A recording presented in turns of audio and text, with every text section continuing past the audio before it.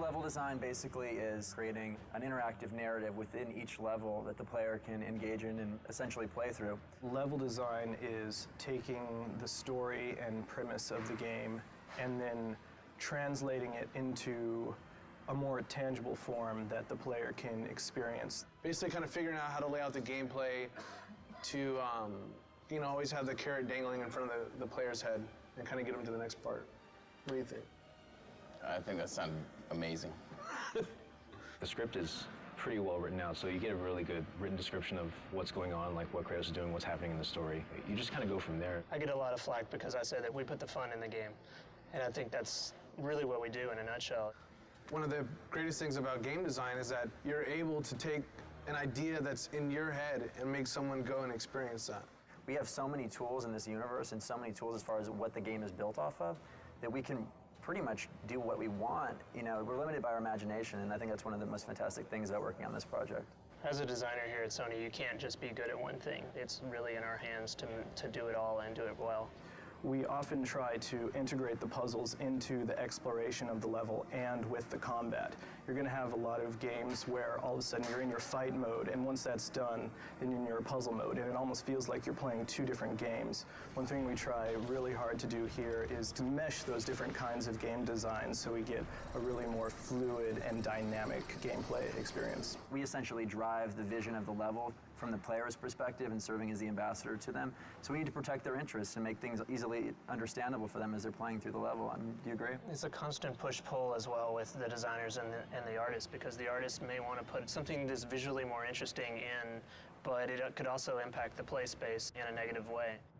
I can't emphasize enough how important playtesting is to our process. If we didn't have it, the game would not be what it is. Because when the player takes the product home, we don't want them to be frustrated. You learn so much just watching people play it. That's one of the most valuable things you could ever do, is just sit down, give the person the controller, and just watch them play, see what they do. I think one of the strongest things that this team has actually is having, the game director come in and play it, have members from all the disciplines sitting down, and because everybody, chips in, hey, how are we going to animate this? Animators are sitting in. How are we going to build this? World builders are sitting in. Is this even possible? Coders are sitting in. That process makes everything just improve immensely. And I truly, truly mean that. I think a lot of people will say that, but here, it's extremely, extremely, extremely noticeable. And this is some ideas that I had for a grapple section where basically Kratos would grapple onto a broken column, and that would cause it to fall over, and he would be rolling down the hill with it and climbing up. Kratos hits a grapple point, swings around this column, lands on the backside, which has it to tilt over. It starts rolling down a hill, and he has to scurry up it using his climb. He gets on top and then jumps off to land on a platform before the thing rolls off a cliff. So that's kind of just some of the stuff that we think. And when we talk about big moments, this is some of the stuff that we deal with. I have no set process. I'll go from paper to computer to design sheet and then back to paper. It's really kind of organic. I love this idea. There was another version where we had a Titan actually holding onto it and like eating as it's rolling down, like trying to bite you like it's a piece of corn.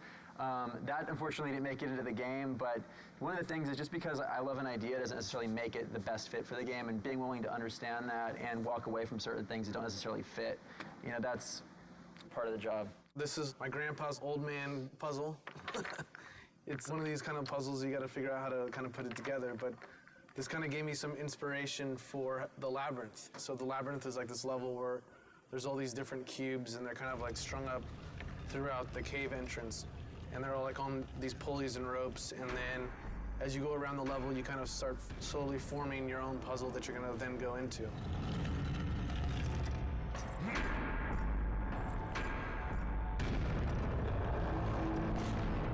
We came up with this idea for Gaia coming up to this rotunda where, Zeus and Kratos are kind of having their last epic fight. And the player's thinking, it's, mano a mano, they're just gonna be battling, and then Gaia kind of comes into the picture and then ends up actually like physically ripping the whole building up and then like looking at it, and then you guys start fighting inside of it. She comes up and then like rips it off, and then she, comes up and crushes it and takes it apart.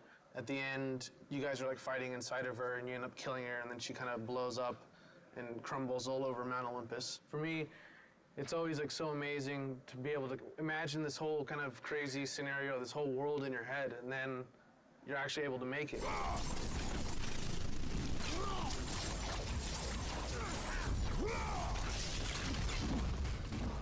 I've been working on the Aphrodite chamber, which is where one of the infamous lovemaking mini-games will be taking place within the larger game.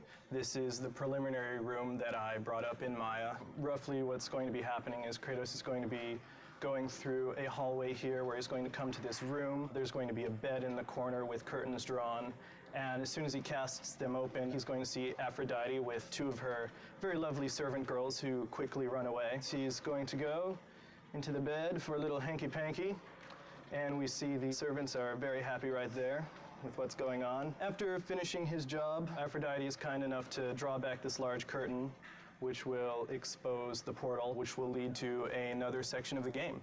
So that's generally an idea of how we mock up an event relatively quickly so that we can assess how the gameplay will be, and then we can forward that off to art so that they can make it pretty. And this is some of the things that concept art has done. This is the bed right here that you saw. It looks a little more fancy than the blocks that I've been using. Once that's done, I will implement them into the game and everything will mesh together perfectly.